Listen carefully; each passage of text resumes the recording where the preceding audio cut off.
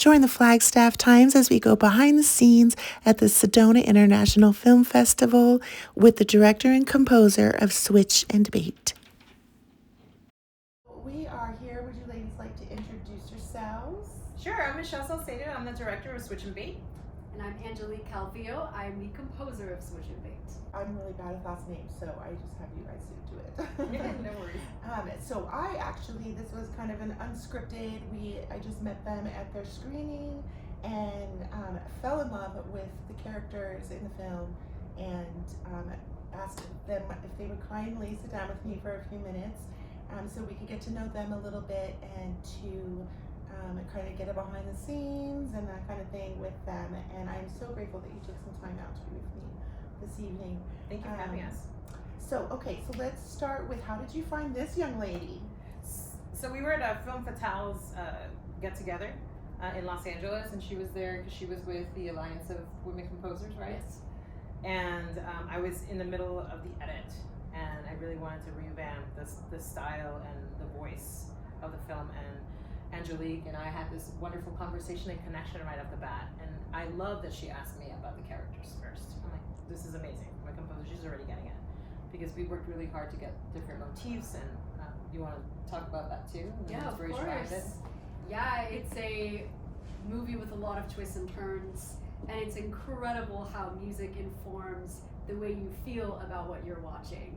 It's really funny what happens when you're watching a horror movie and they're walking up the stairs. If you mute the music, it's just somebody walking up the stairs. Yeah. But it's the music that's going to make you feel frightened or shed tears. And so there are many conversations that we have together because it's Michelle's movie and her vision. So how do you want people to feel when they're watching this?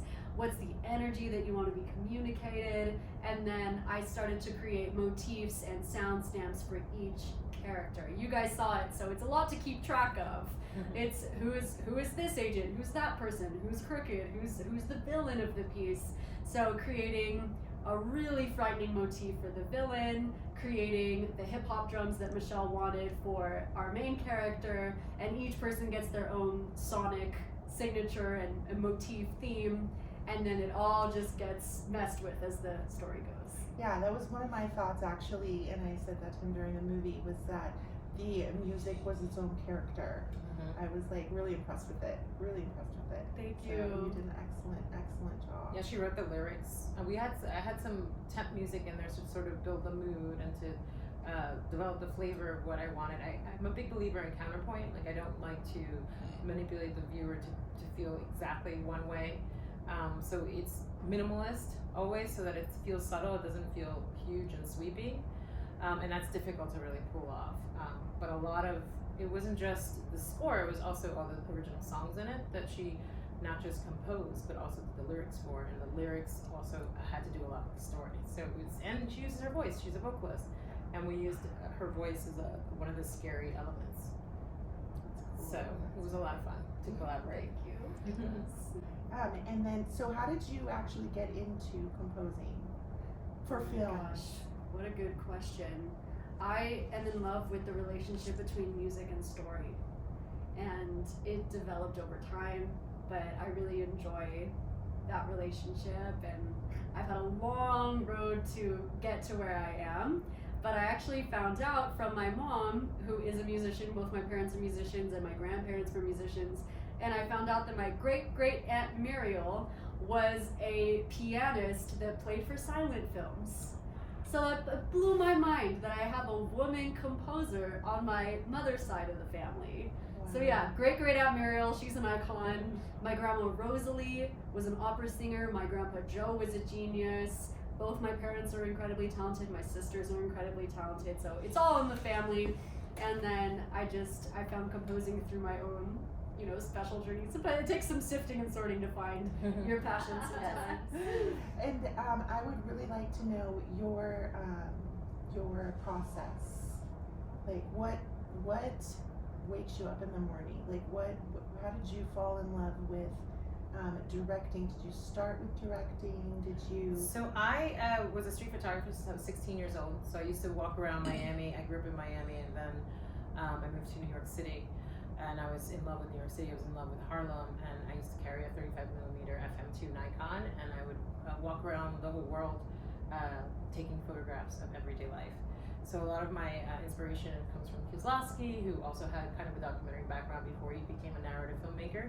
So a lot of my performances are super grounded. I like naturalistic performances. I also like to collaborate with the actor with dialogue to really bring it to life, and I like them to contribute their own spontaneity and a little bit of improvisation. Like if the script was completely written, but I always allowed the women to kind of banter. So we would, the night before we would shoot, we would banter with the script and then rewrite it a little bit and then redo our sides to the chagrin of the whole set. You're like, wait, what?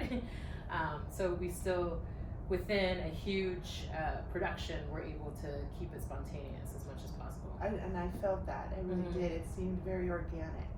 It seemed very organic. And the two of them spent a lot of time together. They ate together in the trailer. They just spent every waking moment together.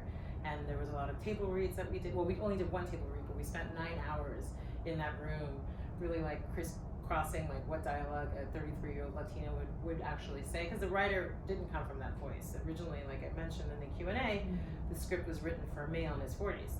So we completely wanted to change the flavor of the film, but in rewriting it in a female voice, I felt like it could still keep the misogyny, it could still keep the sexual tension between the two of them. I would love to know like how that veered off in that direction. Like, was it like was it something that just came to you, or was it like a collaboration to change the character from male to female? So the original intention of this collaboration between our investor and all of the directors, she hired 6 female directors. She is a philanthropist, and she really wanted to make a difference in film, and very few female directors get a chance to have a few $1 million to do their first film. It's virtually unheard of. Yeah. So she wanted to have something that was marketable, so hence the genre. So it was either horror or action. One of the producers that she was friends with saw my first film, my Cuban film that I shot in Cuba, and they realized how scrappy I was and resourceful, and they hired me to become a director on this ensemble. They hired me to be the director on this 6 feature slate, and so I got to read 3 scripts and pitch on the one I liked the most, and this one really stood out because I loved the twists and turns, that not everybody is who they seem to be. But one of the things that our CEO didn't like about the script was that it was a male protagonist, and she really felt strongly that each one of these films should have a female protagonist, a female director, and a female producer. And so we decided to change it together, and it was my idea to cast a Latina that I had really admired. She did a series called Startup, and she played this badass programmer hacker from Stanford, a Miami Cuban girl, and that's my upbringing too. So I really related to her character, and because Detroit is mostly people of color in the police department, I wanted it to reflect the reality. Serbia, you said, right? Yes, we shot it in Serbia, so we really had a tall order. Yeah. But you're visionary. Thank you. You're visionary, and I think that that is one of the things that people might like the most about the film, is that you did have a female protagonist. It completely shifted. Like I was telling him on the drive over here, I was like, if that would have been a man, I would have just been like, okay, another action movie, you know what I mean? So I hope for you that that it's received with a standing ovation. You know, I think it was pretty bold. Thank you. Yeah, I love it. That means a lot to me. Aw. Thank you. I've never done an action film, and I'm always drawn to these art house character-driven pieces. But it was so incredibly exciting to do a car chase. It was so fun because you want it to be character-driven first. So even in the car chase, she's not just crashing cars, right? She's being very intellectual about it, and she hits the brakes. So the guys pass her, and then she does a U-turn, which to me is a very female, like, hide and seek situation. Same thing with the final gun battle. I'm not giving anything away, but she hides. Mm-hmm. You know, she does this whole mouse. She draws them in. It's the switch and bait. Like, she's the bait. So for me, that was a very female thing to do, is also to strengthen yourself. She grabs a phone to smack them over the head because her fists are not necessarily strong enough. She tricks them, she kicks them, and it's everything that she can do. Same thing with Gloria. She hides behind the car when she runs out of bullets. So it's all of this subtle outsmarting the bad guys. Yeah. So what about your just juggling, or do you guys have families? Do you travel a lot? How do you juggle like this pretty demanding career and with your lives? How does that all roll? And we could start with you if you'd Sure. like. Well, I know a lot of women get that question, and not a lot of men It's get that true, question. but it's true. In my opinion, I think that we have more expectations in that way. But you don't have to answer the question. You can just. I just want to point out that a lot of women get that question, and when a man has a busy career, no one bats an eye. I have a wonderful family. I love spending time with them, and they're all very entrepreneurial, so they support me in my ambition, and I support them, and it's all very integrated.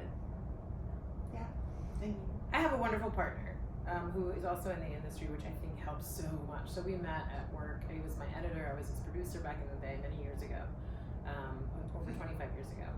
And so when I took a little bit of time off, and that's why I'm a little older, going in as my first few films as a director, because that was always my dream, but it was always my plan to do it a little bit later in life. That's sort of the vision I had for myself, that I wanted to.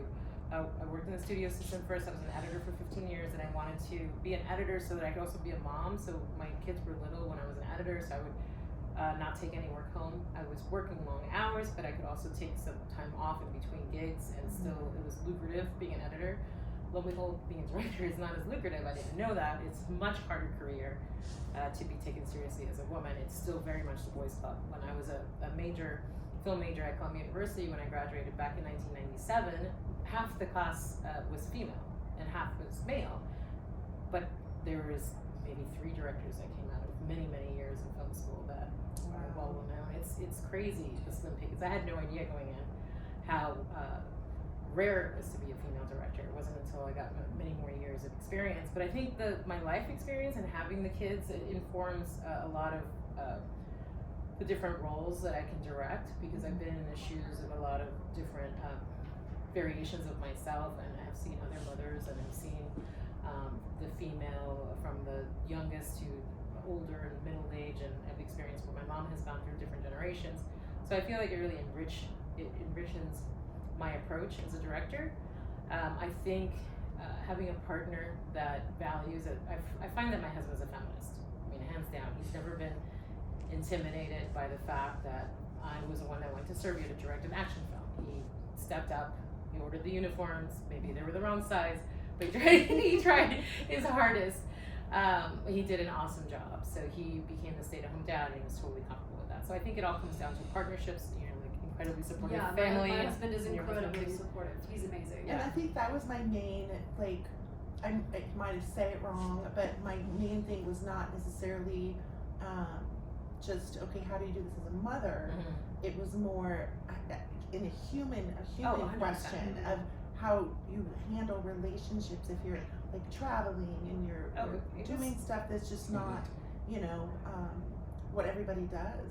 There's those of us that love traveling. I'm an avid traveler, and it's hard, I'll just go and take off and go do something. And so that support system, I think, for relationship to flourish, in any aspect, is a question that intrigues me in general. Is how you maintain, close relationships if you're on the road a lot and you're traveling. It is difficult. I'm not gonna lie. It was challenging. I was gone for 3 months. I did not see my husband or my kids, and it was really hard on the family.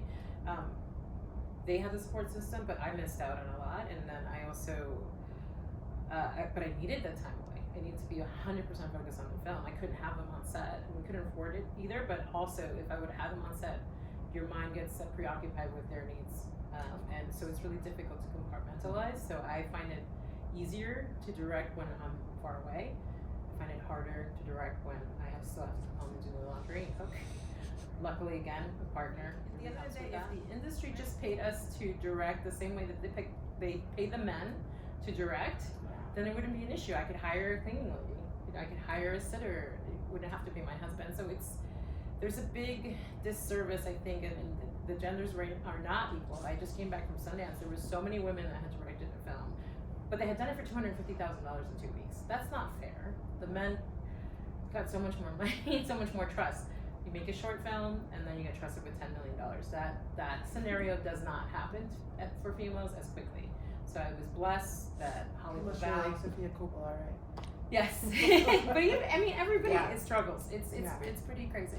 But it is nice that there are names like that you mentioned. I Sure. think I'm seeing more women that are becoming household names in film as directors, and it gives me courage and strength and Oh, absolutely. momentum. You're There's an momentum. inspiration. You're Yeah. an Oh, thank you. inspiration. As you were saying, like, you know, there's we want more females to have household names, and you know, for people that are film buffs. As a female composer, working in film, what would you say to, like, say a young girl in high school, who maybe didn't have auntie that did silent films, and just a whole entire generation of generations plural of musicians and all of that stuff. Maybe she's the only one, right? She's just talented and loves music, and maybe already has some kind of idea that she wants to work with composing for films. Do you have like any words of wisdom or advice that you could be auntie and like tell her, hey, you know what? I got you. Wow, it's such a beautiful question. The only advice that really matters is the advice you take in from people that you want to be like. Because all the adults around you are just going to be doling out advice. But if they haven't lived courageous lives, or they're just not getting it, it can feel discouraging before you've even begun. And so find someone in your life, man or woman, just someone you respect, and offer to take them out to coffee and say, I so admire the way that you've become a woman director and directed your own feature. I'm so wanting to sit down and pick your brain. They will be so flattered and so honored to sit down with you and talk with you. And anyone who's giving you advice that like truly doesn't get it, just go ahead and take it with a grain of salt and try to compartmentalize. Even if you need to go on YouTube and podcast and find your heroes that way, but always have your heroes right there in your ear and intentionally seek out the advice that is for you. And when it's for you, it will resonate. It will feel right. If it's a young girl who's like the 17-year-old version of me, I will absolutely cry if I think about it for too long, but just keep going. And you? I think it's very important to not differentiate, not like to see your place in the world as a limit. The place in the world where you come from is your superpower. That's what makes you the human that you are. And your voice is your unique voice, and every voice matters. And I think it's super important to give voice to the voiceless. If it's your family story that inspires you, this is our modern day way of storytelling. I mean, our ancestors did this by the fire. This is what kept our history alive. So it is up to us to continue that legacy, and be not afraid. We're channeling, right? As directors, we are just like the conductors of a beautiful symphony, and everybody that's there has a part to contribute and collaborate, and try to lead by inspiring. See their vulnerability. And Vulnerability all that is stuff, so important. I'm glad you brought that word up, because being vulnerable is what makes you human. Nobody can relate to the superstar that's never nervous. No one can relate to that. It's when you overcome your weakness, that's when you are human, and that's inspiring. Yeah, so good. Yeah. Is there any last thing that you would like to share about the film, the process? I'm 100 in. Go see it. And how is that? How are you guys getting released in theaters? Like, We're still TBD. We're not sure where it's going to be released, but it'll be streaming, and it'll be a video on demand. Look out for Switch and Bait. We also want to release her incredible soundtrack, and we actually have been having some fun shooting some footage that maybe we'll put together a music video. Maybe. We'll see. But it's been a great ride. I know Obmana really enjoyed the film, and so did Katie, and she's in London. Obmana's in New York. So we all have things brewing. My next film is called Cinnamon Skin. I'm in the process of trying to raise funds for that. So that's next up, and luckily we got a little bit of money from Sundance, and we did our location scouts, so we're ready to go. So support us too on that. So The Skin is because it's an interracial love story, and it's about a daughter that gets left behind because of war, and it's the color of her skin, piel canela, which is how we refer to someone who's of multicultural background, that all Latinos are. That's wonderful. Thank you guys. Thank you Thanks so both of you much. so Thank you. much. Thank you. Yay. That was awesome. Yay. I love this impromptu. I'm so happy the movie inspired you. It did. Thank you. Thank you. Thank you.